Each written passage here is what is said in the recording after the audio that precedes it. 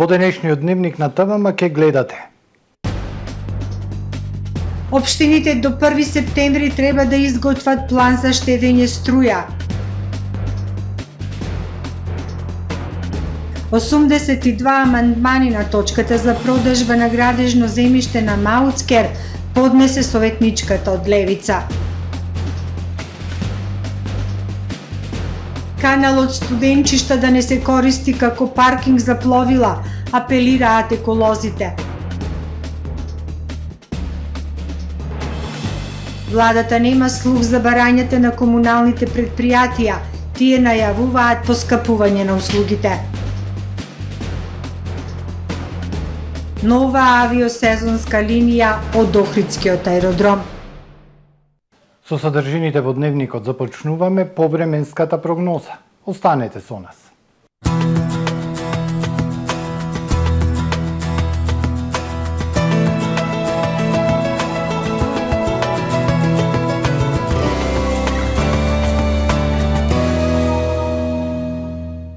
Во Охрид денес времето умерено облачно и нестабилно со врнежи од дожд проследени со ветер и пониски температури. Максималната во Охрид 26 степени Целзиусови.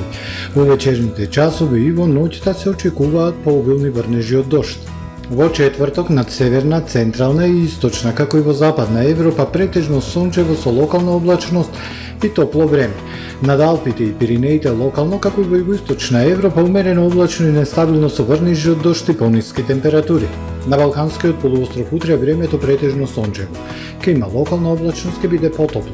Локално на југ, исток и југозапад, во приморските предели посебно, ке преовладува умерено облачно и нестабилно со врнежи од дожд. Максималните дневни температури на Балканскиот полуостров од 25 до 34 степени Целзиусов. Во Македонија во четврток во поголем дел од денот времето претежно сончево со локална облачност, ветровито и потопло. Попладне локално услови за врнежи од дожд и грмотевици. Минималните од 11 до 21, максималните од 24 до 32 степени. Во Охрид во четврток не очекува претежно сончево време со локална облачност. Попладне и вечерта нестабилно со можни врнежи од дожд. Минималната 16, дневната 26.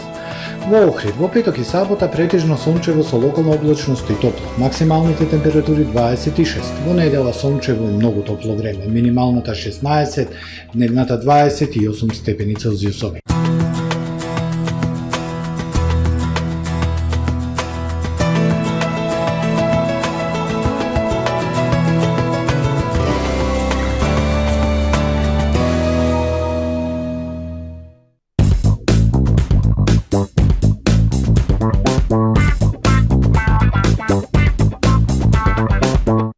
Добре дојдовте во светот на Кармен Бау Центар. Во беспрекорно уреден продажен простор, купувањето во еден Бау Центар никогаш не било попријатно.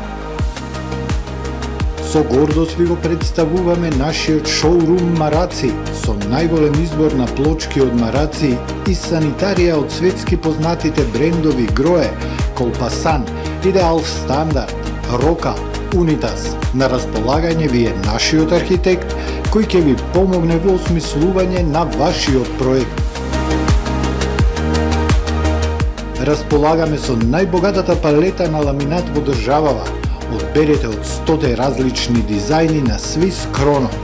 Покрај стандардниот избор на фасадните системи Knauf и Бекамент, ви нудиме богат избор на професионален алат на реномираните производители Bosch и Divol. Кармен Бау Центар на улица Железничка. Доктор Танжу Шашко, Dent in Aesthetics, вработува доктор стоматолог за работа во општа стоматологија. Работно време од 10 до 17 часот, од понеделник до петок. За сите останати услови јавете се на телефон 046 25 71 50 и 070 24 90 91.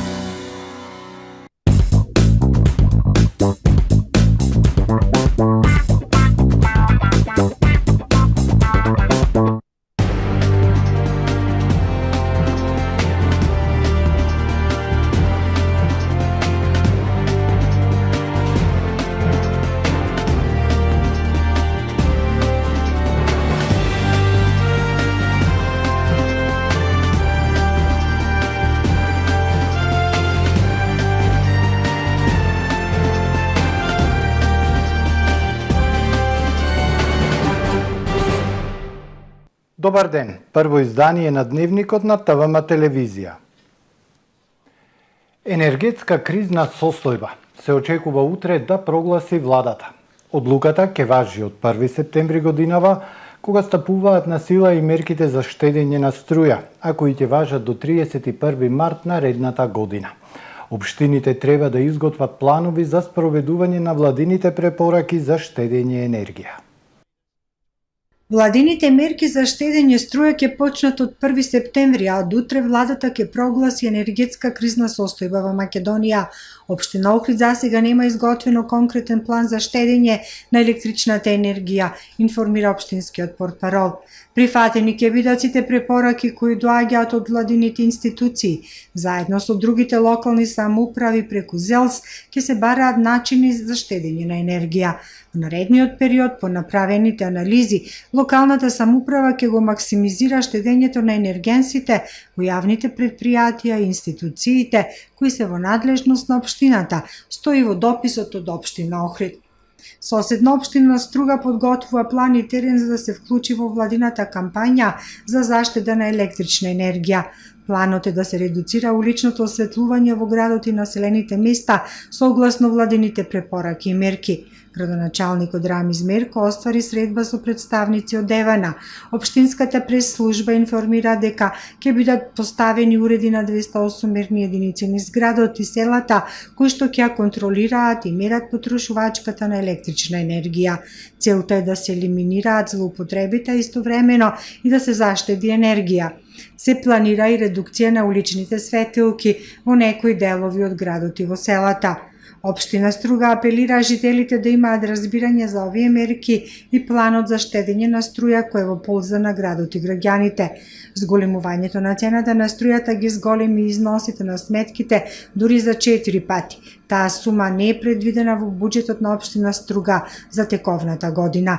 Пред 10 дена владата ги објави и мерките за заштеда на струја до 15% кои ќе важат се до март следната година. Доколку се оди според планот на ЕСМ, не се очекува да има рестрикции на струја оваа зима, напомена министерот за економија Крешник Бектеши. За домаќинствата и за компаниите мерките се во вид на препораки, додека за државните институции има конкретни задолженија што ќе мора да ги спочитуваат, а во спротивно ќе следат санкции. Дел од препораките за државните институции се исклучување на декоративното осветлување на фасадите на јавните објекти и културните споменици, гаснење сијалици кога има доволно дневна светлина, во сезона на ладење климите да се местат не пониско од 27 степени, а во сезона на греење не повисоко од 20 степени, да се исклучуваат компјутерите после работа, редовно да се менуваат филтрите на грејните тела и клима уредите, да се принтаат само потребните материјали, да се заменат прозорците со енергетски ефикасни. Од Министерството за економија апелираат сите да дадат придонес за заштита на електричната енергија, а пример за тоа треба да бидат државните институции. Од Охридскиот огранок на Левица денеска порачаа дека ќе ги искористат сите законски механизми со цел да се спречи продажбата на Мауцкер, за како што велат интересите на бизнис елитата и профитерите. Советничката од Левица Виолета Аврамовска денеска поднесе 82 амандмани до председателот на Советот на општина Охрид Сашо Донев во врска со предлог одлуката со која се предвидува продажба на државно земјиште по цена од 70 денари за метар квадратен во местноста Мауцкер. Апелираме до Кирил Пецаков, градоначалник на општина Охрид, да се откаже од оваа погубна идеја со која неповратно се оттуѓува општински имот и се отвора можност за коруптивни сделки од кои повторно ќе профитираат неколку поединци, порачаа од Охридскиот огранок на Левица. Каналот Билјанини извори пак не смее да се користи како паркинг за пловила. Надлежните треба итно да преземат мерки, апелираат еколозите. Марината по високи еколошки стандарди со мини пречистителна станица треба да се изгради на реката Далја, предлагаат екологистите. Екологистите предлагаат изградба на марина на вливот на реката Далјан во Охридското езеро. Според нив овој инфраструктурен објект треба да се изгради според високи еколошки стандарди, на вливот на реката да има и пречистителна станица.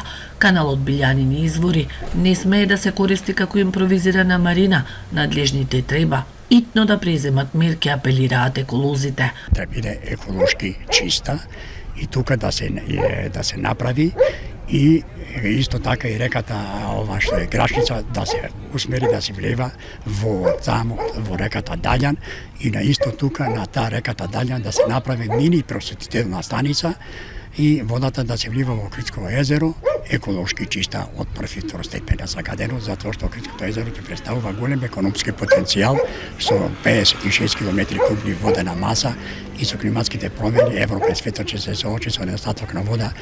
Со години се зборува за изградба на марина, се правеа нацрт проекти и елаборати, но најчеста дискусија е локацијата. Според екологистите, марината мора да се изгради надвор од градот. Таа марина што се направи на реката Даљан, сета оние што се водата ќе се нема да се движи према Охрид, ќе се иде према Струга и према Дримов на истеко тамо, ама ќе биде со помината низ мини просветителна станица која ќе има тука и ќе биде чиста еколошки незагадена вода. Сака да кажам дека ќе се реши проблемот што со марината, а исто така овде пристаниште во Охрид ќе се остане како место за да доаѓаат сите оние таксисти кои се со кајчиња, со брочиња, со други превозни средства да се стационираат и после да се враќаат тамо. Каналот Билјанини извори со години се користи како импровизирана марина. Потребата од изградба на ваков објект со вода, струја и дотур на гориво последниве години е се поголема поради зголемениот број на пловила. На Охридското езеро има и лјадници пловила, а место за паркинг во каналот има за само 250. Владата се уште нема слух за барањата на комуналните предпријатија кои имаат неколкократен раст на трошоците, предизвикан пред се поради енормниот раст на трошоците за електрична енергија. Од Атком денеска уште еднаш побараа средба со представници на владата. Сдруженијето Атком, кој обединува 90 јавни комунални предпријатија на територијата на целата држава, денеска повторно упати апел за средба до владата, од која бара помош поради зголемените трошоци со поскапувањето на струјата. Доколку нема помош, најавуваат поскапување на комуналните услуги. На 18 јули Атком јавно побара средба со представници на владата на кои ќе се разгледа можноста за субвенции и подршка на предпријатијата кои имаат неколкократен нараст на трошоците, предизвикан пред се поради економскиот раст на трошоците за електрична енергија. До денес од владата не добиле никаков одговор. Подсетуваат дека со продолжување на состојбата во која се наоѓаат јавните комунални предпријатија, се доведува во прашање и квалитетот на услугите кои ги овозможуваат за граѓаните, како и нормалното обстојување на самите предпријатија, кои обезбедуваат работа за повеќе илјади семејства. Владата, која учествува во формирањето на цената на струјата и која одобри зголемување на електричната енергија, нагласуваат од Атком. Потребно е да покаже разбирање за овој реален проблем, се вели во соопштението. Доколку не се изнајде одржливо решение и владата не помогне, предпријатијата кои ги обединува Атком ќе мора да пристапат кон изготвување ревизија на цените по кои моментално ги испорачуваат услугите, се наведува во соопштението на Атком. Нова сезонска авиолинија од Охрид најави TUI Airways. Годинава двата македонски аеродроми бележат зголемен број летови. На аеродромот Свети Апостол Павле во Охрид има зголемување на сезонските летови за 136% во однос на истиот период од минатата година. Сезонска авиолинија на релацијата Манчестер-Охрид најавува за следното лето авиокомпанијата TUI Airways. Според објавата во распоредот на авиокомпанијата, летовите ќе се реализираат еднаш неделно, во периодот од 31 мај до 20 септември идната година. Годинава бројот на летови на сезонските авиолинии е зголемен и на двата македонски аеродроми во однос на лани. На меѓународниот аеродром Скопје од јануари, заклучно со јули, се реализирани 457 сезонски лета, за 55% повеќе од лани, кога имало 294 летови, а на аеродромот Свети Апостол Павле Охрид 831 сезонски лет, што е зголемување за 136% во однос на истиот период минатата година, кога имало 352 сезонски лета. Годинава сезонски дестинации до кои авиокомпаниите летаат од Скопскиот аеродром се Анталија, Бодрум, Измир, Хургада, Базел, Џеда Медина, Монастир, Тунис. Во 2021 година од Скопје се леташе сезонски за Анталија, Бодрум, Хургада, Базел и Дизелдорф. Од Охридскиот аеродром пак годинава се обслужуваат сезонски авиолинии и до Тел Авив и Амстердам, како и до Цирих, Ајндховен и Катовице, што беа на располагање и во минатата летна сезона. Во првите 7 месеци од годинава на двата македонски аеродроми се обслужени вкупно 1,3 милиони патници и 10.622 летови. СВР Охрид со официјално соопштение за безживотното тело кое вчера беше пронајдено во езерото кај Канео. На 23 август во 15 часот и 35 минути во СВР Охрид било пријавено дека во водите на Охридското езеро помеѓу карпите кај црквата Канео било пронајдено тело на починато женско лице. Лекар од итната медицинска помош констатирал смртта по наредба на јавен обвинител. Телото на починатото лице било дадено на обдукција. Извршен бил увид, информираат од СВР Охрид. Од полноќ, бензините Евросупер БС 95 и Евросупер БС 98 поскапуваат за половина денар, а дизелот и екстра лесното масло за домакинство е за 1,5 денари за литар, одлучи Регулаторната комисија за енергетика. Според новата одлука, Евросупер БС 95 ќе се продава по цена од 89 денари за литар, а Евросупер БС 98 за 91,5 денари за литар. Малопродажната цена на дизелот ќе биде за 93,5 денари за литар, а на екстра лесното масло за домакинство сега 90 денари. Поради исклучително неповолна метеоролошка прогноза, што за утре предвидува поројни дождови во попладневните часови во Струга, променета е локацијата на свеченото отварање на Струшките вечери на поезијата. Наместо на платото пред Центарот за култура, манифестацијата ќе биде отворена на летната тераса на хотелот Дрим. Организаторите бараат разбирање од публиката и изразуваат надеж дека прогнозата за свеченото затворање ќе биде поволна. Истото ќе се одржи на вообичаената локација, на мостот на поезијата. За евентуална промена на локацијата за одржување на останатите програмски содржини, јавноста ќе биде навремено информирана. Програмата на фестивалот ќе се одвива во периодот од 25 до 29 август. Следуваат вестите од светот. Генералниот секретар на НАТО Јенс Столтерберг изјави дека е неопходно да се продолжи со пружањето помош за Украина, но дека ќе биде тешко и дека Европа ќе плати цената за поддршката на Киев. Тој нагласи дека обезбедувањето воена помош за Киев не е лесно. Го повика Западот да ја максимизира веројатноста за прифатлив исход од војната од гледна точка на Украина, истакнувајќи дека најдоброто што може да го направат западните земји е да обезбедат воена, финансиска, хуманитарна и економска поддршка за Украина. Столтерберг истакна дека поддршката за Украина може да трае со години, но дека ќе има последици не само во воената, туку и во сфера на индустријата. Детскиот фонд при Обединетите нации УНИЦЕФ предупреди дека голем број деца во Африканскиот рог и Сахел може да умрат поради тешка неухранетост и ризик од болести кои се пренесуваат преку вода. Извршната директорка на УНИЦЕФ Кетрин Расел повика на итна помош додека Етиопија, Кенија и Сомалија се борат со голема суша. Според неа, бројот на луѓе кои се соочуваат со суша во Африканскиот рог е зголемен од 9,5 на 16,2 милиони луѓе во февруари, поради што децата и семејствата се изложени на поголем ризик од болестите како колера и диареја. Десетици луѓе останаа заробени во тунел под Ла-Манш откако се расипал воз кој се обраќал од Кале во Франција до Фокстон во Велика Британија. На социјалните мрежи кружат видеа на кои се гледаат патници кои се евакуирани во делот за итни случаи. На крај биле ставени во воз за замена и однесени на терминалот Фокстон во Кент. Компанијата најпрви на Твитер објави дека возот се расипал. Подоцна во изјава за BBC дека не се расипал, но навела дека се активирани аларми на него што барало да се истражат причините и евакуираат патниците. Со дел од 37,9 км овој тунел го има најдолгиот подводен дел во светот. Маж бил тешко повреден во напад на алигатор долг 3,6 метри во инцидент снимен со дрон на Флорида. Повредениот за медиумите раскажал како му ги фатил забите, јазикот и муцката на алигаторот и како успел да го одбрани неговиот напад. Джейси Лаверде изјавил дека главата и торзото му биле заглавени во устата на рептилот кој го гризнал додека не успел да се одбрани и побегне. На снимката се гледа како Джей плива кон алигаторот кој доаѓа од другата насока во езерото Тонотоса во близина на Тампа, Флорида. Неговиот колега во тоа време снимал над езерото за промотивно видео за авантуристичка трка и го фатил нападот на камерата.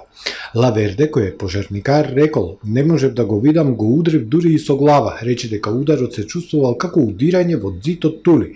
Кога се ослободил од вилиците на алигаторот, испливал кон брегот, веднаш му помогнале лицата кои биле тука на лице место и бил итно пренесен во болница. Потоа бил опериран, а во наредниот период ќе има уште интервенции. Ова е се во првиот дневник. Ви благодарам за вниманието. Пријатно.